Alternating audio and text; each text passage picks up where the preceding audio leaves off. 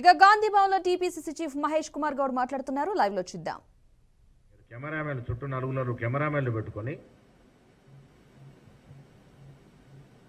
కాళ్లకు సాక్షులు వేసుకొని పడుకున్న వల్లే అర్థమవుతా ఉంది అక్కడ ఎన్ని దోమలు ఉన్నాయో అనేది. బీద ప్రజల జీవితాలు కావా? వారి జీవితాలు మరుగుపడడానికి అవకాశాలు ఇవ్వకూడదా? ఇవన్నీ కూడా బీజేపీ నాయకులు జవాబు చెప్పాల్సిన అవసరం ఉన్నది. కేటీఆర్ మీద వస్తున్న ఆరోపణలు, కేటీఆర్ మీద వస్తున్న ఇబ్బందులకి, టీఆర్ఎస్ పార్టీ మీద వస్తున్న ఇబ్బందులకి ఆదుకోవడానికి ఇవాళ మీరు ఈ అవతారం ఎత్తారని మాట కూడా నేను సందర్భంగా మనవి చేస్తా ఉన్నాను. మేము 10 ఏళ్లుగా చెప్తా ఉన్నాం, BRS BJP party hand in గ్లోవ్లో ఉన్నాయి, లోపాయకార ఒప్పందంలో ఉన్నాయి. ఎవరికి ఎప్పుడు ఆపదొచ్చినా పరస్పరం ఆదుకున్న సందర్భం, దానిలో భాగంగానే నిన్నటి తతంగం అనే మాట కూడా నేను ఈ సందర్భంగా మనవి చేస్తూ, బీజేపీ నాయకుల యొక్క ఒక్కరోజు నిద్ర ఏం సాధించిందో తెలంగాణ ప్రజలకు అర్థమవుతా ఉంది. ఇలాంటి ఫీట్లు, ఇలాంటి ఫోటో ఫినిష్లు వల్ల జరిగేదేముండదు. నాయకుడు అన్నవాడు ప్రాక్టికల్గా ఉండాలి, వాస్తవాలకి దగ్గరగా ఉండాలి. మూసీ నది విషయంలో మాకు స్పష్టత ఉంది. మీకు అనుమానాలు ఉంటే కూడా నివృత్తి చేయడానికి సిద్ధంగా ఉన్నాం. హైదరాబాద్ భవిష్యత్తులో ఎన్విరాన్మెంటల్గా సేఫ్గా ఉండాలి, అదే మా ధ్యేయం. వాయనాడులో జరిగిన సంఘటన, ఎక్కడ ఫ్రాన్స్లో ప్యారిస్లో జరిగిన సంఘటనలో జరగకూడదు. ఇక్కడ హైదరాబాద్లో ఉన్న ప్రతి పౌరుడు సేఫ్టీగా సురక్షితంగా ఉండాలంటే మూసీ ప్రక్షాళన జరగాలి. మూసీ ఇరువైపులా ఉన్నటువంటి ప్రజలు సురక్షితంగా ఉండాలి. హైదరాబాద్ ఎన్విరాన్మెంట్ పరంగా సురక్షితంగా ఉంటేనే పెట్టుబడులు వస్తాయి. దానికి కంకణం కట్టుకున్న ప్రభుత్వం ఎక్కడ కూడా డిబేట్ కాదు.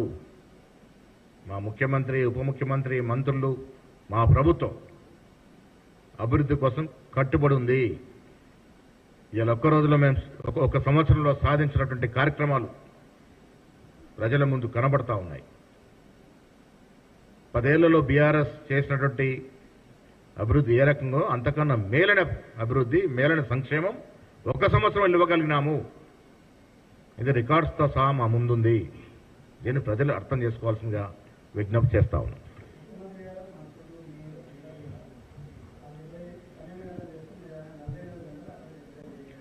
ఇప్పుడు మూసీ విషయంలో స్పష్టత లేనివారు, అక్కడ పరిస్థితుల్లో అవగాహన లేనివారు తెలుసుకోవడానికి నిద్ర చేశారు.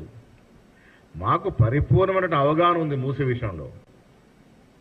ఎంత బాధలు పడతా ఉన్నారు మూసీ నది ఇరువైపులు ఉన్న ప్రజలు అనేది మాకు పరిపూర్ణ అవగాహన ఉంది. మాకు అవగాహన ఉంది కాబట్టి మీరు అవగాహన తెచ్చుకోవడానికి ఒక 30 రోజులు, 3 నెలలు అక్కడ ఉంటే మీకు అక్కడ స్థితిగతులు అర్థమవుతాయని ముఖ్యమంత్రి చెప్పినారు. ఒక రోజులో ఏమర్థమైంది? మాకు అర్థమైంది మాత్రం సాక్స్ వేసుకొని, కొత్త సాక్స్, కొత్త బెడ్షీట్ వేసుకొని కిషన్ రెడ్డి గారు పడుకుంది మాత్రం అర్థమైంది. ఆ సాక్స్ ఎందుకు వేసుకున్నారో, మరి ఎన్ని దోమలు ఆయన కుట్టినాయో, ఆ వీడియో రికార్డులు ఎన్ని దోమలు కనబడ్డాయో అది ప్రజలకు అర్థమైతే సరిపోతుంది.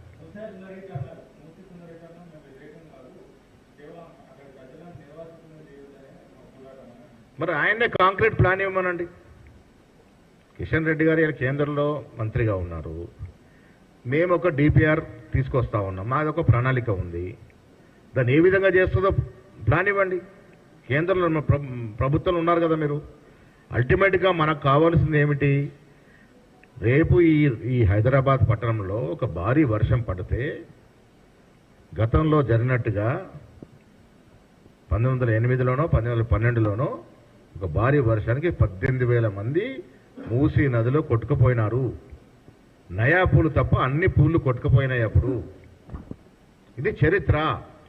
అలాంటి జరగకుండా ఉండటానికి మేము ఒక ప్రక్షాళన కార్యక్రమం శ్రీకారం చుట్టాము. మీరు ఇవ్వండి సలహాలు. మా ప్రభుత్వమే కేసీఆర్ లాంటి ప్రభుత్వం కాదు, నిరంకుశ నియంత్రణ లాంటి ప్రభుత్వం కాదు. మేము ఓపెన్ మైండ్తో ఉన్నాం. ప్రతిపక్షాలు మాకు సలహాలు, సూచనలు ఇస్తే తీసుకోవడానికి సిద్ధంగా ఉన్నాం. కానీ రాజకీయాల కోసం మీరు ఈ ఫోటో ఫినిష్ కార్యక్రమాలు చేస్తే ప్రజలు నవ్వుకునే పరిస్థితి వస్తుంది.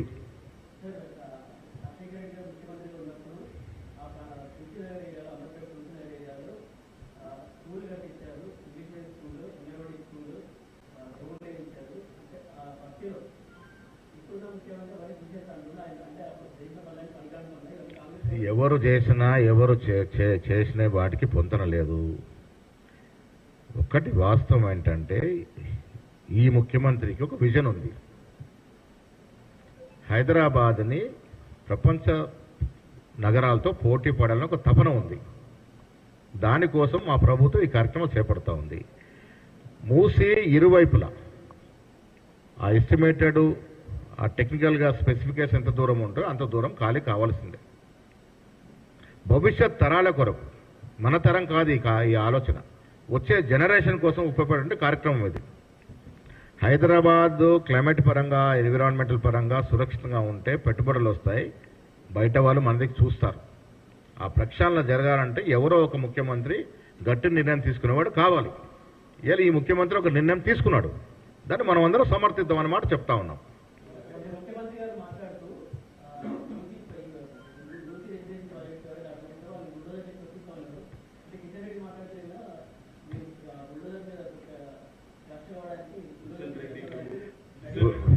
బుల్డోజర్ సంస్కృతి మాది కాదు. ఇది వీళ్ళ కిషన్ రెడ్డి వాళ్ళ పెద్ద ఉన్నాడు ఒక అతను నడిపాను, యోగి ఆదిత్య ఏంటి అని యోగి పెద్దన్న మోడీ అయితే నడిపాను ఉన్నాడు ఒక అతను. ఆ యోగి ఆదిత్యనాథ్ యొక్క పాలసీ బుల్డోజర్ది. అక్కడ ఎంతమందిని బుల్డోజర్ తొక్కించారో మనం చూసాము, ఎట్లా క్రైమ్ ఉంటుందో మనం చూసాము. మా ప్రభుత్వానికి ఒక నిబద్ధత ఉంది. ప్రజలు ఇవాళ మా మీద నమ్మకంతో మమ్మల్ని అధికారులు తీసుకొచ్చారు.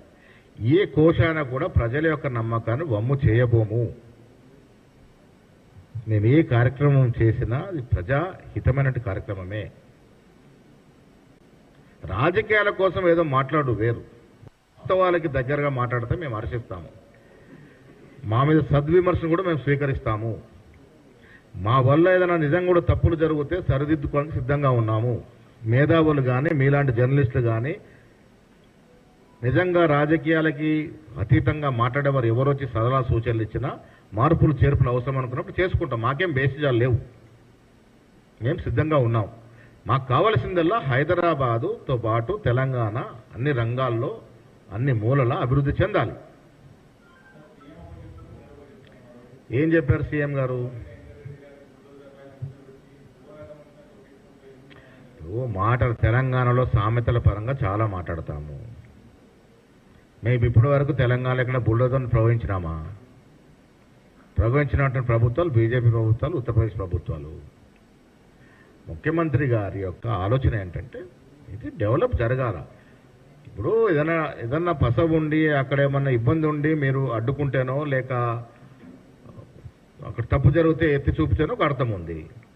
కేవలం ఆపోజిషన్లో ఉన్నాం, మేము ప్రతిపక్షంలో ఉన్నాం కాబట్టి ప్రభుత్వం ఏ కార్యక్రమం చేసినా, అది మంచి కార్యక్రమం చేసినా, ప్రజలకు అవసరం కార్యక్రమం చేసినా అడ్డుకోవాలి కాబట్టి అడ్డుకుంటే అర్థం ఏముంది? ఇంకా ఆ రకంగా ఉద్దేశపూర్వకంగా అడ్డుకుంటే మేము తొలగిస్తామని మాట అంటే అని ఉంటాడు ముఖ్యమంత్రి గారు.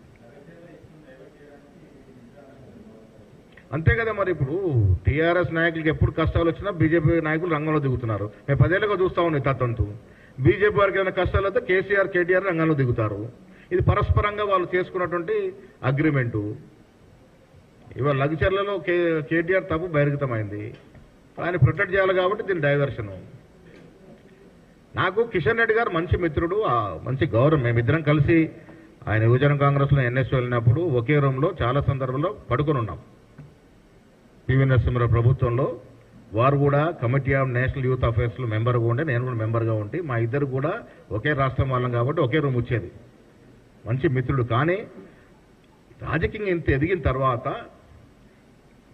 ఈ నిన్న జరిగినటువంటి సంఘటనలు వారి స్థాయికి తగదని మాట చెప్తా ఉన్నాను.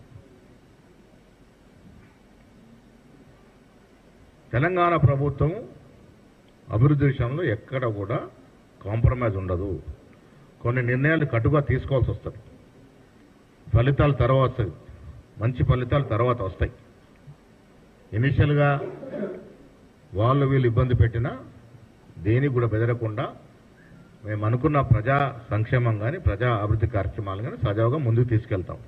దీంట్లో మాకు కమిట్మెంట్ ఉంది. మేము కూడా ప్రజలకు కమిట్మెంట్ ఇచ్చి అధికారంలోకి వచ్చాం. 10 ఏళ్ళు మీరు చూశారు, ఏ రంగంలో మనం తెలంగాణ అభివృద్ధి చెందింది చెప్పండి. 10 ఏళ్ళు నిన్న కూడా నేను హరీష్ రావు గారికి, కేటీఆర్ గారు ఛాలెంజ్ ఇచ్చినా ఇవాళ కూడా విసురుతా ఉన్నా. 10 ఏళ్ళలో ఏ రంగంలో ఏ రకంగా మీరు అభివృద్ధి చేశారో ఒక్కసారి మాకు సెలవు ఇవ్వండి. మేము 1 సంవత్సరంలో చేసినటువంటి అభివృద్ధి మేము కూడా సెలవు ఇస్తాం.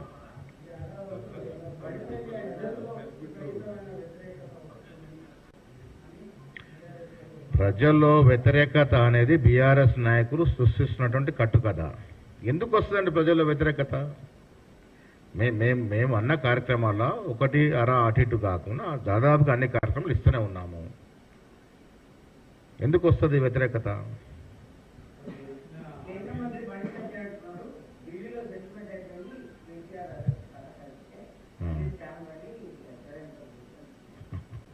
ఆయన నిర్ణయం చేస్తాడా?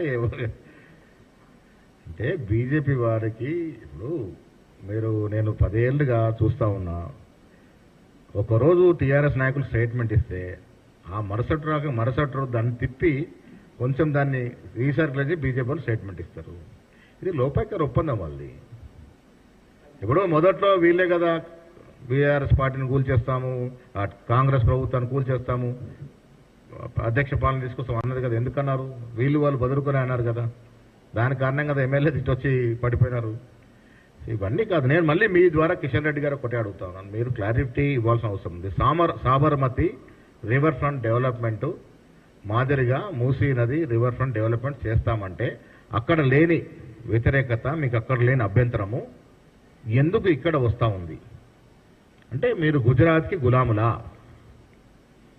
గుజరాత్ రాష్ట్రము సాబర్మతి లాంటి రివర్ ఫ్రంట్లో సుందరీకరణ చేసుకొని అభివృద్ధి చెందాలా, కానీ తెలంగాణ చెందకూడదా? అంటే తెలంగాణ అభివృద్ధి చేస్తే గుజరాత్కి ఏమన్నా కాంపిటీషన్ అని మీరు ఫీల్ అవుతా ఉన్నారా? ఎందుకు దీన్ని అడ్డుపడతా ఉన్నారు?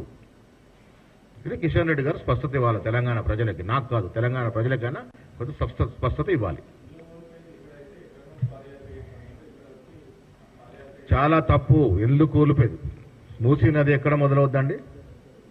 రంగారెడ్డి జిల్లాలో మొదలవుతుంది, వికారాబాద్ ప్రాంతం మొదలవుతుంది. అంటే అప్పుడు ఉమ్మడి రంగారెడ్డి జిల్లా, ఇప్పుడు 4 జిల్లాలైనాయి. అక్కడ నుండి పారుతూ హైదరాబాద్లోనే దాదాపు కొన్ని 100